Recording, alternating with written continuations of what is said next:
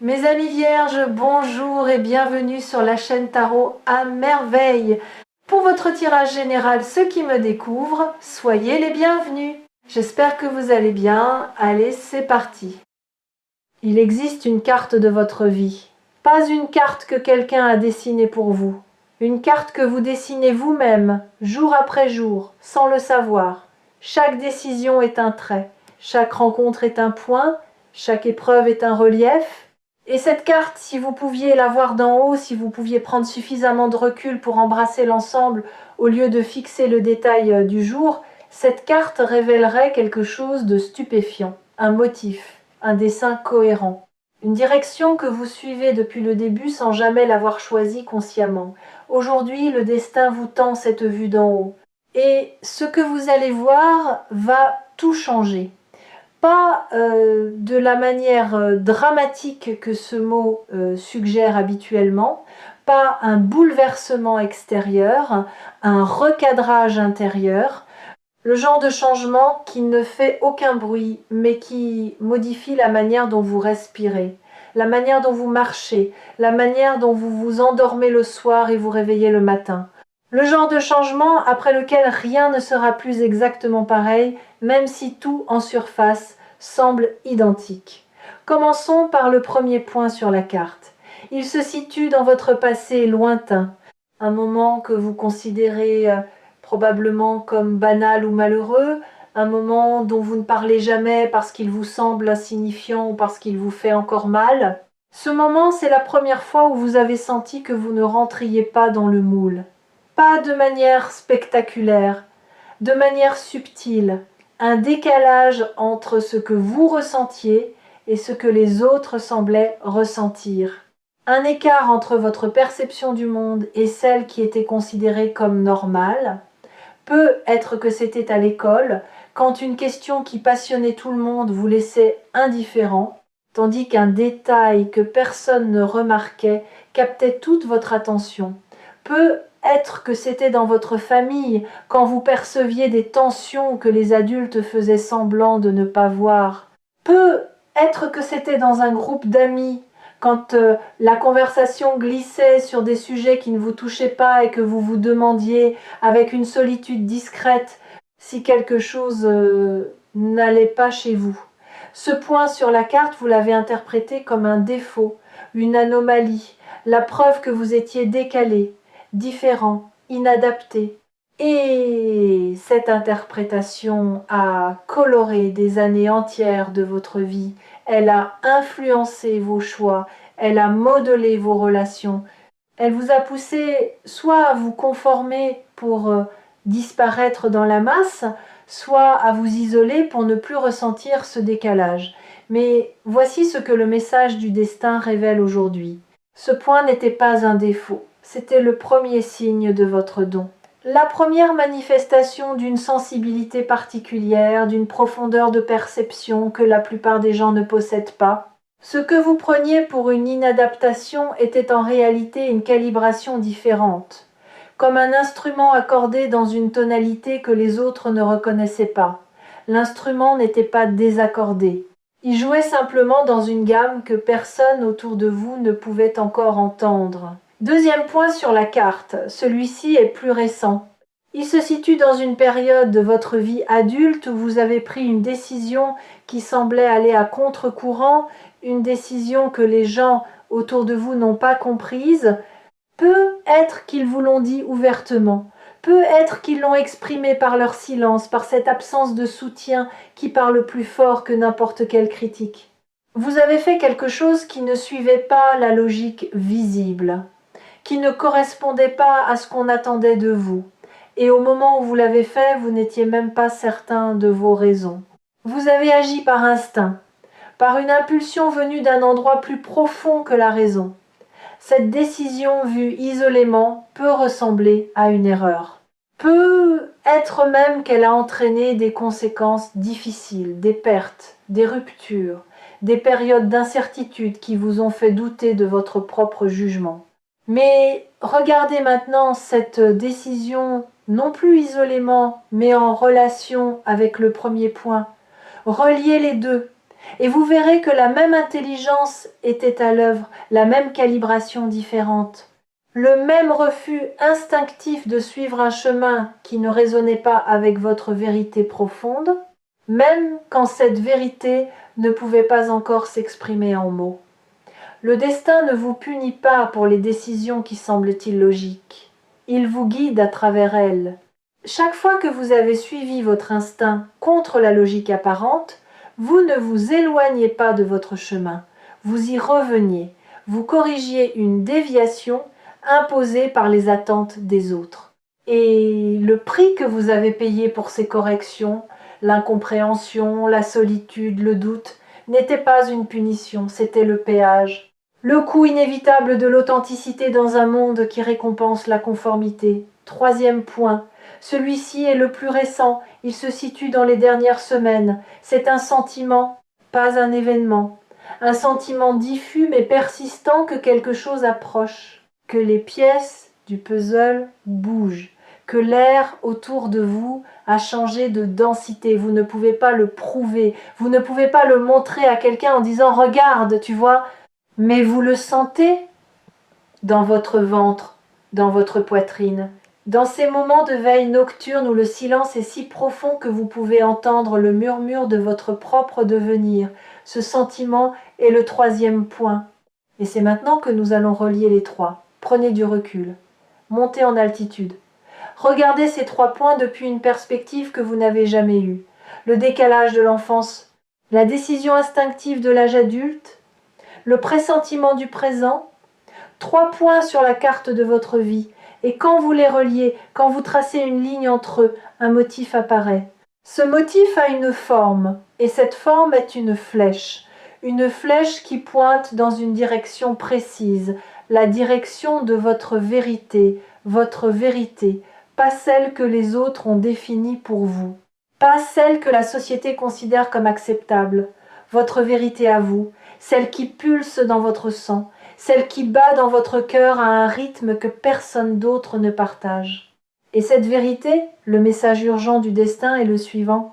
Il est temps de la vivre, plus de la cacher, plus de la reporter, plus de la négocier avec ceux qui ne peuvent pas la comprendre. Il est temps, je sais ce que vous pensez. Vous pensez que c'est facile à dire, que vivre sa vérité est un luxe réservé à ceux qui n'ont pas de facture à payer, de responsabilité à assumer, de personnes à ne pas décevoir. Et je comprends cette pensée. Elle est raisonnable, elle est logique. Elle est aussi le barrage le plus efficace que votre mental ait jamais construit pour empêcher votre cœur de prendre les commandes. Mais voici ce que votre mental ne sait pas.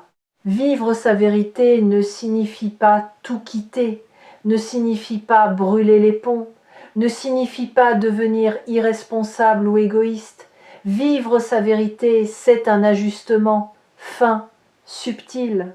C'est dire non quand tout en vous crie non, même si le monde attend un oui. C'est consacrer 1 heure par jour à ce qui vous fait vibrer au lieu de remplir chaque minute avec les urgences des autres. C'est cesser de vous excuser d'être qui vous êtes et commencer à vous en réjouir. Ces ajustements sont petits en apparence, mais cumulés jour après jour, ils changent la trajectoire. Comme un bateau qui modifie son cap d'1 degré et qui, 1000 kilomètres plus loin, se retrouve sur un continent entièrement différent. Et laissez-moi vous dire quelque chose sur ce degré de différence. Il est invisible au début. Le jour où vous commencez à dire non à ce qui ne vous correspond pas, personne ne le remarque. Le jour où vous consacrez 30 minutes à écrire, à peindre, à rêver, à marcher en silence, personne ne félicite cette décision. Personne ne la comprend. Parce que le monde est habitué à votre ancienne fréquence. Il attend de vous ce que vous avez toujours donné.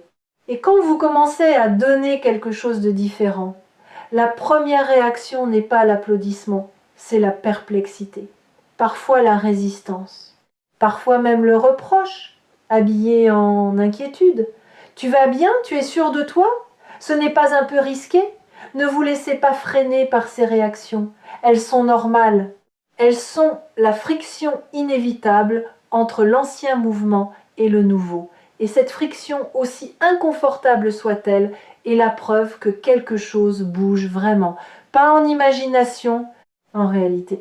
Dans le tissu même de votre quotidien. Les choses qui ne frottent pas ne changent pas et vous êtes en train de changer profondément, authentiquement, irréversiblement.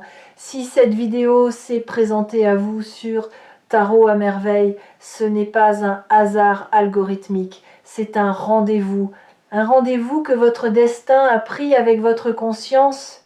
Et le fait que vous soyez encore là, encore en train d'écouter, est la preuve que votre conscience a accepté l'invitation. Revenons à la carte. Il y a d'autres points que nous n'avons pas encore reliés, des points que vous avez peu être oubliés ou que vous n'avez jamais considérés comme significatifs, des moments de grâce minuscules, un sourire échangé avec un inconnu qui a illuminé une journée entière, un livre ouvert au hasard à la page exacte qui contenait les mots dont vous aviez besoin, un retard, un imprévu, un contretemps, qui vous a mis sur le chemin de quelque chose d'inattendu et de précieux. Ces moments, vous les avez classés sous la rubrique coïncidence. Mais les coïncidences n'existent pas sur une carte de destin, il n'y a que des coordonnées. Et chaque coordonnée est placée avec une précision qui dépasse votre entendement. Quand vous reliez ces points supplémentaires au motif principal, la flèche devient plus claire, la direction plus nette. Et vous commencez à voir que votre vie, malgré ses apparences chaotiques, malgré ses détours et ses impasses, suit un courant souterrain d'une cohérence remarquable.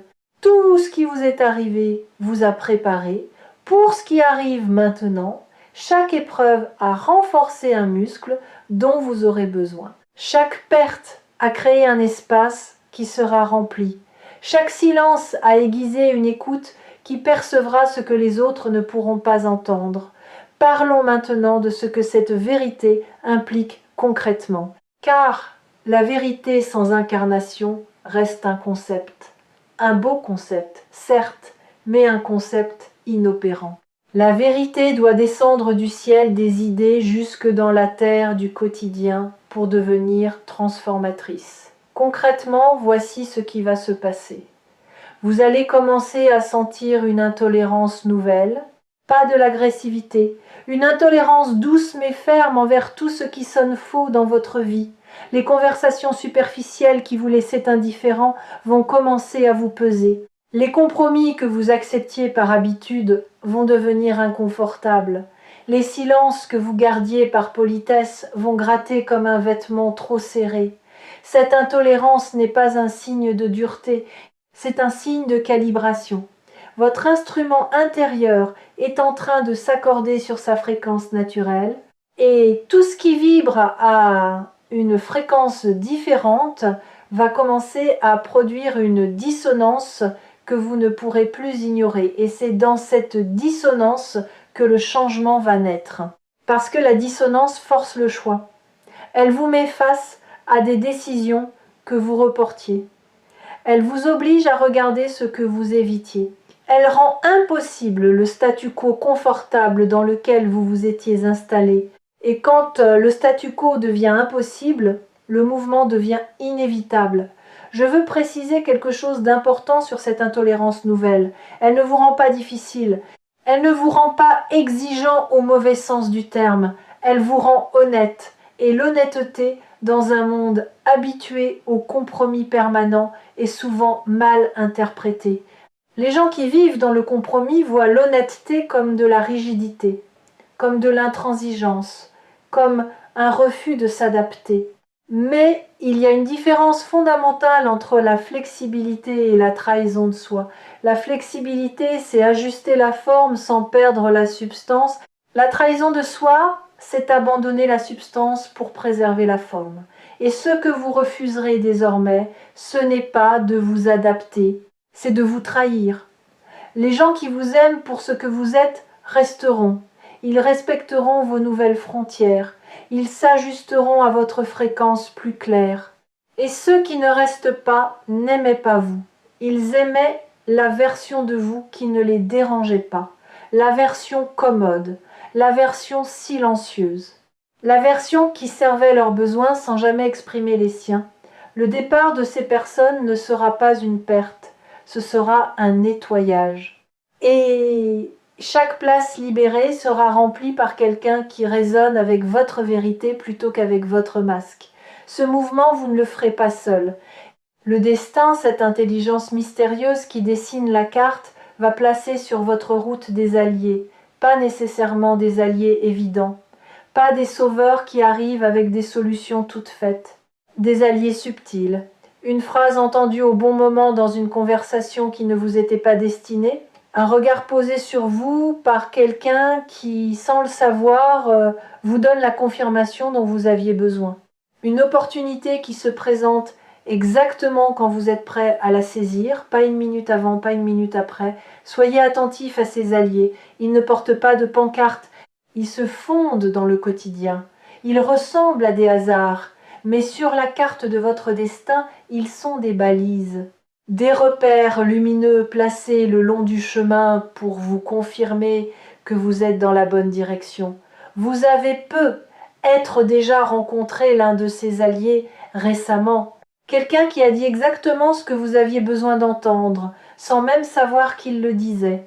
Quelqu'un dont le parcours a résonné avec le vôtre d'une manière inexplicable. Quelqu'un dont la simple présence dans votre vie vous a rappelé que vous n'étiez pas fou de ressentir ce que vous ressentez, que votre décalage n'était pas un défaut mais un atout, que votre manière différente de voir le monde n'était pas une erreur de fabrication, mais une spécialisation rare que peu de gens possèdent. Gardez ces personnes près de vous, pas de manière possessive. De manière consciente, reconnaissez-les pour ce qu'elles sont, des confirmations vivantes que votre chemin est réel, que votre vérité est valide, que la direction indiquée par la flèche sur votre carte mène quelque part. Quelque part qui vaut chaque pas inconfortable, chaque moment de doute, chaque nuit passée à se demander si tout cela a un sens. Quelque chose que je dois vous dire maintenant concerne la peur. Parce que la peur est là. Elle est toujours là quand le destin frappe à la porte. Et elle prend une forme particulièrement sournoise à ce stade de votre parcours. Elle ne vous dit plus « tu ne peux pas ». Elle vous dit quelque chose de plus subtil, de plus difficile à détecter. Elle vous dit « pas encore ». Ce « pas encore » est le piège le plus sophistiqué de votre mécanisme de résistance. Parce qu'il semble sage, il semble prudent, il ne vous dit pas non, il vous dit plus tard. Et plus tard, quand on le décortique, est simplement un jamais qui a appris les bonnes manières. Le message du destin est sans ambiguïté sur ce point. Le temps du pas encore est révolu. Non pas parce que les conditions extérieures sont devenues parfaites, elles ne le seront jamais, mais parce que les conditions intérieures ont atteint leur point de maturité. Vous avez assez appris, assez souffert, assez attendu, assez douté, l'arbre a assez poussé sous terre, il est temps qu'il perce la surface, et quand un arbre perce la surface, il ne demande pas la permission au sol. Il ne s'excuse pas de déplacer la terre. Il pousse, avec la force tranquille de ce qui est devenu trop grand pour rester contenu. Les messages partagés ici sur Tarot à merveille portent souvent cette tension entre la patience et l'urgence, entre le respect du timing et le refus de la procrastination. Et aujourd'hui, la balance penche clairement du côté de l'action, pas l'action frénétique, l'action alignée. L'action qui naît du silence intérieur plutôt que du bruit extérieur, l'action qui ne cherche pas à prouver quoi que ce soit à qui que ce soit, mais qui répond à un appel si profond qu'y résister devient plus douloureux que d'y répondre. Il y a un aspect du message du destin que je n'ai pas encore abordé. Le plus intime peut être. Il concerne le rapport que vous entretenez avec le temps. Vous avez le sentiment d'avoir perdu du temps, des années, peut être des décennies, des périodes entières de votre vie que vous considérez comme gaspillées, des choix que vous regrettez, des chemins que vous auriez dû emprunter mais que vous avez évités. Et ce regret est un poids que vous portez en silence, sans en parler, parce que le passé ne se change pas et que se plaindre ne sert à rien. Le message du destin a une réponse à ce regret. Et cette réponse va peut-être vous surprendre. Rien n'a été perdu, pas une minute, pas une heure, pas une année. Le temps que vous considérez comme gaspillé était en réalité du temps d'incubation. Comme la terre en hiver, qui semble morte alors qu'elle travaille dans l'invisible, préparant les conditions du prochain printemps. Vos années de doute étaient du temps de maturation. Vos années d'errance étaient du temps d'exploration. Vos années de stagnation apparente étaient du temps de consolidation, pendant lequel vos fondations intérieures se renforçaient en silence pour supporter le poids de ce qui vient. Il y a une image que j'aimerais partager avec vous. Imaginez un archer qui bande son arc. Plus il tire la corde vers l'arrière, plus la tension est forte, plus l'attente est longue, plus le bras tremble. Et pour un observateur qui ne comprendrait pas le tir à l'arc, ce mouvement vers l'arrière ressemblerait à un recul, à une régression. Pourquoi recules-tu alors que ta cible est devant? Mais l'archer sait. Il sait que l'attention est nécessaire, que le recul apparent est la condition de la propulsion, que plus la corde est tirée, plus la flèche ira loin. Vos années de tension, vos années de recul apparent étaient la corde qui se tendait, et le moment de la libération approche. La flèche va partir, et elle ira exactement là où elle doit aller. Pas où vous l'aviez planifié, où votre destin l'a visé, rien n'est perdu. Tout est investi et le retour sur investissement arrive maintenant, pas sous la forme que vous attendiez, sous une forme meilleure, plus adaptée, plus juste, plus profondément alignée avec la personne que toutes ces années ont façonnée. Regardez votre carte une dernière fois, voyez tous les points, tous les traits, tous les reliefs, les montagnes que vous avez escaladées, les vallées que vous avez traversées, les rivières que vous avez remontées à contre-courant, et voyez la flèche, la direction, ce vers quoi tout converge. Ce vers quoi tout converge, c'est un point que vous n'avez pas encore atteint, un point qui se situe juste devant vous, si proche que vous pourriez presque le toucher. Et ce point, quand vous l'atteindrez, ne sera pas une destination finale, ce sera un belvédère. Un point d'observation depuis lequel vous pourrez enfin voir l'ensemble de votre parcours et comprendre avec une clarté qui coupe le souffle que tout avait un sens, que chaque détour était un raccourci déguisé, que chaque perte était un gain travesti, que chaque non que la vie vous a opposé était la protection d'un oui infiniment plus grand qui attendait son heure, et que le chaos que vous perceviez n'était du chaos que vu d'en bas. Vu d'en haut depuis ce belvédère, c'est un chef-d'œuvre, votre chef-d'œuvre, peint avec des couleurs que vous n'auriez jamais choisies, mais qui ensemble créent une harmonie que vous n'auriez jamais pu imaginer. Cette heure est venue, le destin ne demande pas grand-chose, il ne demande pas que vous soyez courageux, il sait que vous l'êtes déjà, chaque jour, dans des gestes que personne ne voit. Il ne demande pas que vous soyez prêt. Personne n'est jamais prêt pour ce qui le dépasse. Il demande simplement que vous soyez disponible, que vous disiez, avec la voix tremblante de celui qui ne comprend pas tout, mais qui fait confiance quand même, « D'accord, j'écoute, je suis là, montre-moi. » Et le destin montrera, pas avec des feux d'artifice, avec des évidences si simples, si lumineuses, si indiscutablement vraies que vous vous demanderez comment vous avez pu les manquer pendant toutes ces années. Et la réponse sera douce, vous ne les avez pas manquées, vous n'étiez simplement pas encore au belvédère, vous y êtes maintenant, souvenez-vous de ce moment, marquez-le intérieurement, parce que c'est ici, dans cette vidéo, dans cet instant précis, que vous avez vu votre carte pour la première fois, et une fois qu'on a vu sa carte, on ne marche plus à l'aveugle. On marche avec la certitude de celui qui sait d'où il vient, qui comprend où il est et qui sent, avec chaque fibre de son être, vers où il se dirige. La vérité dont parle le titre n'est pas une vérité que je vous apporte. C'est une vérité qui était déjà en vous et qui attendait que vous descendiez assez profondément en vous-même pour la trouver. Aujourd'hui, vous l'avez trouvée. Ne la lâchez plus, et quand les jours de doute reviendront, et ils reviendront, rappelez-vous que Tarot à merveille sera toujours là pour vous tendre le miroir, pas pour vous montrer ce que vous devez être, pour vous rappeler ce que vous êtes déjà. Prépare-toi, non pas à quelque chose qui arrive de l'extérieur, à quelque chose qui émerge de l'intérieur, de toi. De cet endroit en toi que personne n'a jamais visité mais qui a toujours existé, patient, silencieux, indestructible. Parce que la plus grande vérité du destin, celle que personne ne te dit jamais, c'est que le destin ne vient pas vers toi, il vient de toi. Et il est magnifique.